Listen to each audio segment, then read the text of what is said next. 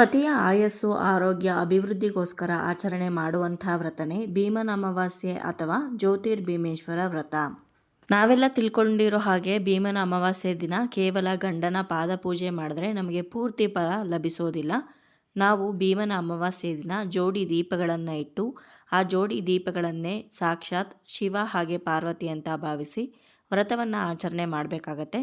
ಆವಾಗಲೇ ನಮಗೆ ಪೂರ್ಣ ಪ್ರಮಾಣದ ಭೀಮನ ಅಮಾವಾಸ್ಯೆಯ ಫಲ ಅನ್ನೋದು ಲಭಿಸೋದು. ಹಾಗಾದರೆ ಈ ಭೀಮನ ಅಮಾವಾಸ್ಯೆ ದಿನ ಜೋಡಿ ದೀಪಗಳನ್ನು ಇಟ್ಟು ಜ್ಯೋತಿರ್ಭೀಮೇಶ್ವರ ವ್ರತವನ್ನು ಯಾವ ರೀತಿ ಆಚರಣೆ ಮಾಡಬೇಕು, ಯಾವ ಯಾವ ನಿಯಮಗಳನ್ನು ಪಾಲನೆ ಮಾಡಬೇಕು ಅನ್ನೋದನ್ನು ಇವತ್ತಿನ ಈ ವಿಡಿಯೋದಲ್ಲಿ ನಿಮ್ಮೆಲ್ಲರಿಗೂ ತಿಳಿಸ್ಕೊಡ್ತಾ ಇದ್ದೀನಿ. ಹಾಗಾದರೆ ಇನ್ಯಾಗ್ತಡ ಬನ್ನಿ ವಿಡಿಯೋನ ಶುರು ಮಾಡೋಣ. ನಮಸ್ಕಾರ ಸ್ನೇಹಿತರೆ, ಶ್ರೀಕೃಷ್ಣ ಕ್ರಿಯೇಷನ್ಸ್ಗೆ ನಿಮ್ಮೆಲ್ಲರಿಗೂ ಸ್ವಾಗತ. ಜ್ಯೋತಿರ್ಭೀಮೇಶ್ವರ ವ್ರತ ಅನ್ನೋದು ಮದುವೆ ಆಗಿರುವಂಥ ಹೆಣ್ಣು ಮಕ್ಕಳು ಆಚರಣೆ ಮಾಡುವಂಥ ವ್ರತ ಆಗಿದೆ. ಈ ವ್ರತವನ್ನು ಮಾಡಬೇಕಾದ್ರೆ ನೀವು ಉಪವಾಸವನ್ನು ಇದ್ದು ಕೂಡ ವ್ರತವನ್ನು ಮಾಡ್ಬೋದು, ಅಥವಾ ಉಪವಾಸ ಇಲ್ಲದೇನೂ ಕೂಡ ಈ ವ್ರತವನ್ನು ಆಚರಣೆ ಮಾಡ್ಬೋದಾಗಿದೆ. ದಂಪತಿ ಸಮೇತ ಕೂಡ ವ್ರತವನ್ನು ಆಚರಣೆ ಮಾಡ್ಬೋದು, ಅಥವಾ ಕೇವಲ ಹೆಂಡತಿ ಗಂಡನ ಆಯಸ್ಸು ವೃದ್ಧಿಗೋಸ್ಕರ ಸಂಕಲ್ಪ ಮಾಡಿಕೊಂಡು ಈ ವ್ರತವನ್ನು ಆಚರಣೆ ಮಾಡ್ಬೋದು. ಈ ವ್ರತವನ್ನು ಆಚರಣೆ ಮಾಡೋದಕ್ಕೆ ಮೊದಲು ಒಂದು ತಟ್ಟೆಯಲ್ಲಿ ಅಕ್ಕಿಯನ್ನು ತಗೋಬೇಕು. ಆ ತಟ್ಟೆ ಬೆಳ್ಳಿದಾಗಿರಲಿ, ಹಿತ್ತಾಳೆದಾಗಿರಲಿ ಅಥವಾ ತಾಮ್ರದ್ದಾದರೂ ಪರವಾಗಿಲ್ಲ. ಅದರೊಳಗಡೆ ಅಕ್ಕಿ ಹಾಕಿ ಅನಂತರ 2 ದೀಪಗಳನ್ನು ಹಚ್ಚಿ ಇಡಬೇಕು ತಟ್ಟೆಯ ಅಕ್ಕಪಕ್ಕ. ಶಿವನ ಫೋಟೋ ಇದ್ದರೆ ಶಿವ ಪಾರ್ವತಿದು ಇಟ್ಕೋಬೋದು, ಇಲ್ಲದೇ ಇರೋರು ಪರವಾಗಿಲ್ಲ. ಈ ರೀತಿ ತಟ್ಟೆಯಲ್ಲಿ ದೀಪಗಳನ್ನೇ ಇಟ್ಟೆ ನೀವು ವ್ರತವನ್ನು ಮಾಡ್ಬೋದು. ಅಕ್ಕಿಯ ಮೇಲೆ ಓಂ ಶ್ರೀ ಸ್ವಸ್ತಿಕ್ ಅನ್ನು ಬರೆದು ಅನಂತರ ಆ ಅಕ್ಕಿಯ ಮೇಲೆ ಸ್ವಲ್ಪ ಅರಿಶಿನ, ಕುಂಕುಮ, ಅಕ್ಷತೆ ಹಾಗೆ ಒಂದು ಹೂವನ್ನು ಇಟ್ಟು ನಮಸ್ಕಾರ ಮಾಡಿಕೊಂಡು ಪೀಠದ ಪೂಜೆಯನ್ನು ಮಾಡ್ಕೋಬೇಕಾಗತ್ತೆ. ಅನಂತರ 2 ದೀಪದ ಕಂಬಗಳನ್ನು ತಗೋಬೇಕು. ಕಂಬ ಇರುವಂಥ ದೀಪ ತಗೊಂಡ್ರೆ ತುಂಬ ಒಳ್ಳೆಯದು. ಅದು ಬೆಳ್ಳಿದಾದರೂ ಪರವಾಗಿಲ್ಲ, ಹಿತ್ತಾಳೆದಾದರೂ ಪರವಾಗಿಲ್ಲ, ಮಣ್ಣಿನದಾದರೂ ಪರವಾಗಿಲ್ಲ. ಕಂಬ ಇರುವಂಥ ದೀಪಗಳನ್ನು ತಗೊಂಡ್ರೆ ತುಂಬ ಸೂಕ್ತ. ಇನ್ನು ಪೂಜೆಗೆ ಮುಂಚೆನೇ ದೀಪಗಳನ್ನು ನೀಟಾಗಿ ತೊಳೆದು ಒರೆಸಿ ಅದಕ್ಕೆ ಗಂಧ, ಅರಿಶಿನ, ಕುಂಕುಮವನ್ನು ಇಟ್ಟು ಅಲಂಕಾರವನ್ನು ಮಾಡ್ಕೋಬೇಕಾಗತ್ತೆ. ಇನ್ನು ಅರಿಶಿನ ಕುಂಕುಮ ಇಟ್ಟು ಅಲಂಕಾರ ಮಾಡಿರುವಂಥ ಈ ದೀಪಗಳನ್ನು ಅಕ್ಕಿಯ ಮೇಲೆ ಸ್ಥಾಪನೆ ಮಾಡ್ಕೋಬೇಕು. ಈ 2 ದೀಪಗಳನ್ನೇ ನಾವು ಸಾಕ್ಷಾತ್ ಶಿವ ಹಾಗೆ ಪಾರ್ವತಿ ಅಂತ ಭಾವಿಸಿ ಪೂಜೆ ಮಾಡ್ತಾ ಇರೋದು. ಇವಾಗ ಈ ವ್ರತದ ಮುಖ್ಯ ಭಾಗಕ್ಕೆ ಬಂದಿದ್ದೀವಿ. ಈ 2 ದೀಪಗಳೇನಿದೆ ಆ ದೀಪಗಳಿಗೆ ಅರಿಶಿನದ ಕೊಂಬನ್ನು ಕಟ್ಟಬೇಕಾಗತ್ತೆ. ಅರಿಶಿನದ ಕೊಂಬಿಗೆ 3 ಎಳೆಯ ದಾರವನ್ನು 3 ಗಂಟು ಹಾಕಿ ಕಟ್ಟಿರಬೇಕು. ಅನಂತರ ಈ ಅರಿಶಿನದ ಕೊಂಬನ್ನು 2 ದೀಪಗಳಿಗೂ ಕೂಡ ಕಟ್ಕೋಬೇಕು. ಸಪ್ಪೆ ದಾರ 3 ಎಳೆ ದಾರ ಇರುತ್ತಲ್ಲ, ಅದಕ್ಕೆ ಅರಿಶಿನವನ್ನು ಹಚ್ಚಿ ತಯಾರು ಮಾಡಿಕೊಂಡು ಅರಿಶಿನದ ಕೊಂಬಿಗೆ ಕಟ್ಟಿಕೊಂಡು ಅನಂತರ ದೀಪಗಳಿಗೆ ಕಟ್ಟಬೇಕು. ಆದಷ್ಟು ಅರಿಶಿನದ ಕೊಂಬಿಗೆ ಕವಲಿರೋ ಅಂಥದ್ದನ್ನು ತೊಗೊಂಡ್ರೆ ಪೂಜೆಗೆ ಸೂಕ್ತ ಅಂತ ಹೇಳ್ತಾರೆ. ಇವಾಗ ಈ ದೀಪಗಳಿಗೆ ನಾವು ಅರಿಶಿನದ ಕೊಂಬನ್ನು ಕಟ್ಟಿದ್ದೀವಲ್ಲ, ಆ ಅರಿಶಿನದ ಕೊಂಬಿಗೂ ಕೂಡ ಅರಿಶಿನ ಕುಂಕುಮ ಇಡಬೇಕು. ಅನಂತರ ಹೂವಿನ ಹಾರವನ್ನು ಹಾಕಬೇಕು, ಗೆಜ್ಜೆ ವಸ್ತ್ರವನ್ನು ಅರ್ಪಿಸಬೇಕು, ಹಾಗೆ ಅಂಗದಾರವನ್ನು ಕೂಡ ಹಾಕಬೇಕು. ಅಂಗದಾರ ಅಂತ ಅಂದರೆ 3 ಎಳೆಯ ದಾರ. ಅನಂತರ ಈ 2 ದೀಪಗಳಿಗೂ ಕೂಡ ಎಣ್ಣೆ ಬತ್ತಿಯನ್ನು ಕೂಡ ಹಾಕೋಬೇಕು. ಎಣ್ಣೆಯನ್ನು ತುಪ್ಪ ಕೂಡ ನೀವು ಹಾಕ್ಬೋದು, ಅಥವಾ ಎಳ್ಳೆಣ್ಣೆ ಕೂಡ ಹಾಕಿ ದೀಪವನ್ನು ಹಚ್ಬೋದು. ಎಣ್ಣೆನ ಹಾಕಿದ ನಂತರ 2 ಬತ್ತಿಗಳನ್ನು ಸೇರಿಸಿ ಒಂದೇ ಬತ್ತಿಯನ್ನಾಗಿ ಮಾಡಿ ಅನಂತರ ಆ ದೀಪಗಳಿಗೆ ಈ ಬತ್ತಿಯನ್ನು ಹಾಕಬೇಕು. ಬತ್ತಿಯನ್ನು ಚೆನ್ನಾಗಿ ಎಣ್ಣೆಯಲ್ಲಿ ನೆನೆಸಬೇಕು. ಈ ದೀಪವನ್ನು ಒಂದು ಸಲ ಹಚ್ಚಿದ್ರೆ ಆ ಎಣ್ಣೆ ಇರೋವರೆಗೂ ದೀಪ ಉರಿದ್ರೆ ಸಾಕಾಗತ್ತೆ. ಬೆಳಗ್ಗೆ ಹಚ್ಚಿದ್ರೆ ಸಂಜೆವರೆಗೂ ಉರಿಬೇಕು ಅನ್ನೋ ಅಗತ್ಯ ಇಲ್ಲ. ಇನ್ನು ಯಾವ ಸಮಯದಲ್ಲಿ ಪೂಜೆಯನ್ನು ಮಾಡಬೇಕು ಅನ್ನೋದನ್ನೆಲ್ಲ ಇನ್ನೊಂದು ವಿಡಿಯೋದಲ್ಲಿ ನಾನು ತಿಳಿಸ್ಕೊಡ್ತೀನಿ. ಅಂಗದಾರ ಹಾಕಬೇಕು ಅಂತ ಹೇಳಿದ್ನಲ್ಲ, ಅಂದರೆ 3 ಎಳೆಯ ದಾರವನ್ನು ಅರಿಶಿನ ಮಾಡಿರುವಂಥ ದಾರವನ್ನು ಹಾಕ್ತಾ ಇರೋವಂಥದ್ದು. ಇವಾಗ ಪೂಜೆಗೆ ಎಲ್ಲ ಸಿದ್ಧತೆ ಆಗಿದೆ. ದೀಪಗಳನ್ನು ಹಚ್ಕೊಂಡು ಪೂಜೆಯನ್ನು ಶುರು ಮಾಡೋಣ.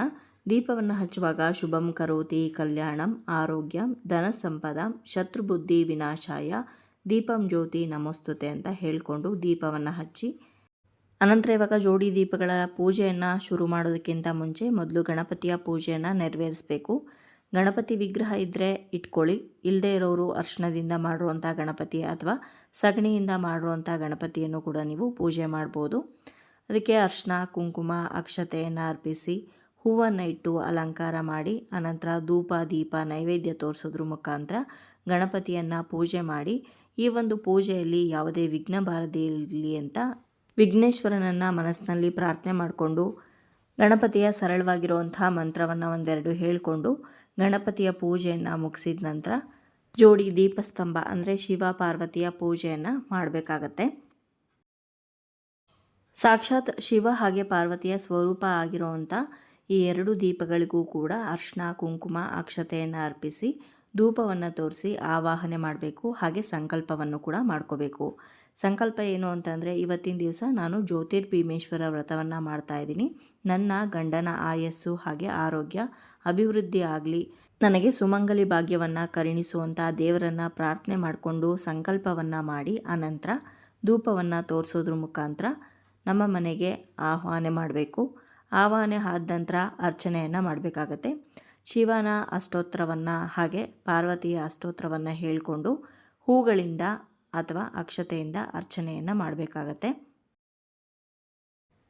ಅಷ್ಟೋತ್ತರ ಎಲ್ಲ ಮುಗಿದ ನಂತರ ಮತ್ತೊಂದು ಸಲ ಧೂಪವನ್ನು ತೋರಿಸಿ ನೈವೇದ್ಯವನ್ನು ಮಾಡಬೇಕು. ನೈವೇದ್ಯಕ್ಕೆ ಏನಾದರೂ ಸಿಹಿ ನೈವೇದ್ಯವನ್ನು ಮಾಡ್ಬೋದು. ಪಾಯಸ, ಪೊಂಗಲ್ಲು ಅಥವಾ ನಿಮ್ಮ ಕೈಯಲ್ಲಿ ಏನು ಸಾಧ್ಯ ಆಗುತ್ತೋ ಅದನ್ನು ಸ್ವೀಟನ್ನು ಮಾಡಿ ನೈವೇದ್ಯ ಇಡ್ಬೋದು.